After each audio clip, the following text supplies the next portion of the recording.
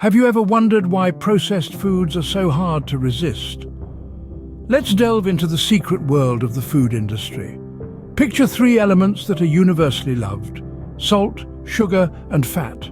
They are the holy trinity of taste, the irresistible ingredients that make us crave more. But there's more to this story than meets the tongue. The food industry, in its relentless pursuit of profits, has manipulated these elements to create products that are not just tasty, but habit-forming. You see, it's a calculated game of science. The right amount of salt can heighten flavors, a dash of sugar can mask bitterness, and fat can bring a rich mouthfeel that is hard to replicate. These elements, when combined in the right proportions, can trigger our brains to crave, to desire to consume more. It's a clever yet alarming strategy.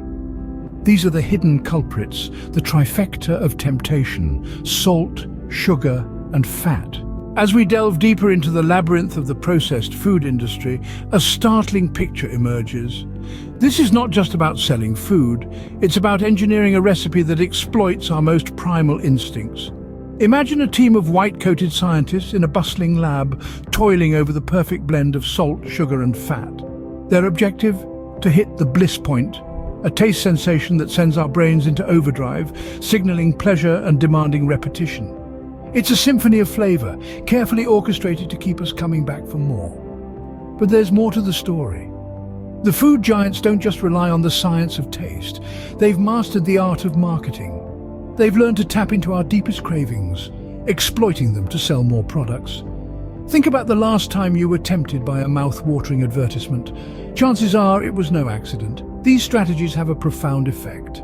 They drive us to overconsume, to reach for that extra cookie, to supersize that meal. We're caught in a cycle of craving and consumption, and it's a cycle that's hard to break. But here's the kicker. These food giants aren't just selling us food, they're selling us a mirage. It's an illusion of flavor and satisfaction, a fantasy that leaves us wanting more, and it's a fantasy that comes with a high price. The food giants have engineered a grand illusion, a mirage of flavor and satisfaction that leaves us craving for more. So, what happens when we are continually exposed to this trifecta of temptation? Imagine a world where our meals are a cacophony of salt, sugar, and fat. This is not a hypothetical scenario, but a harsh reality for many. The overconsumption of these processed foods has a profound impact on public health, with a direct correlation to the escalating obesity epidemic. The food industry, in its relentless pursuit of profit, has been engineering these products to be irresistibly palatable and habit-forming. But this comes at a hefty price: our health.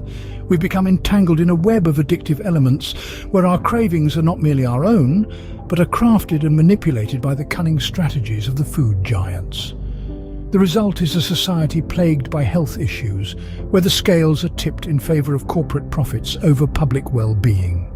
We are, in essence, being held hostage by our own cravings, manipulated by the masters of the food industry.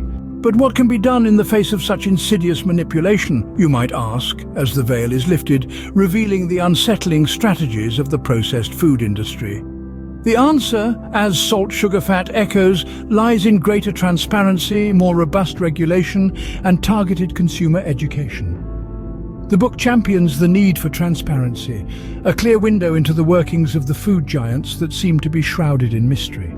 To understand the science of flavor enhancement, the marketing tactics that prey on our cravings, we must have this knowledge at our fingertips. This is where regulation comes into play. A well-defined set of rules that ensure these corporations do not exploit our biological responses for monetary gain. But equally crucial is consumer education. We must empower ourselves with knowledge, understanding the impacts of overconsumption, the perils of succumbing to our cravings. We must learn to see beyond the glossy packaging and enticing advertisements to decipher the true contents of what we consume. As individuals, we have the power to make informed choices, to say no to products laden with salt, sugar, and fat, to prioritize our health over the fleeting satisfaction these products promise.